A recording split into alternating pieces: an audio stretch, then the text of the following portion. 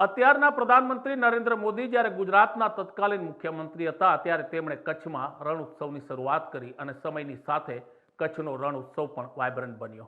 નમસ્કાર, BB news ગુજરાતમાં હું ભૌમિક વ્યાસ તમામ દર્શક મિત્રોનું સ્વાગત કરું છું। મુખ્યમંત્રી ભૂપેન્દ્ર પટેલે ધોરડો ખાતે લાઇટ એન્ડ સાઉન્ડ શોનો પ્રારંભ કરાવ્યો હતો। ત્યારબાદ તેમણે કચ્છી સંસ્કૃતિની ઝલક દર્શાવતો એક સાંસ્કૃતિક કાર્યક્રમ પણ નિહાળ્યો હતો। આ તકે ધોરડો ખાતે આવેલી કચ્છની ખમીરવંતી ધરતીના કચ્છી માળુઓને મુખ્યમંત્રીએ સંબોધન કર્યું હતું અને કહ્યું કે વિશ્વના સૌથી લોકપ્રિય નેતા અને આપણા પ્રધાનમંત્રી નરેન્દ્ર મોદીના માર્ગદર્શનમાં ગુજરાતે વિકાસની એક નવી હરણફાળ ભરી છે।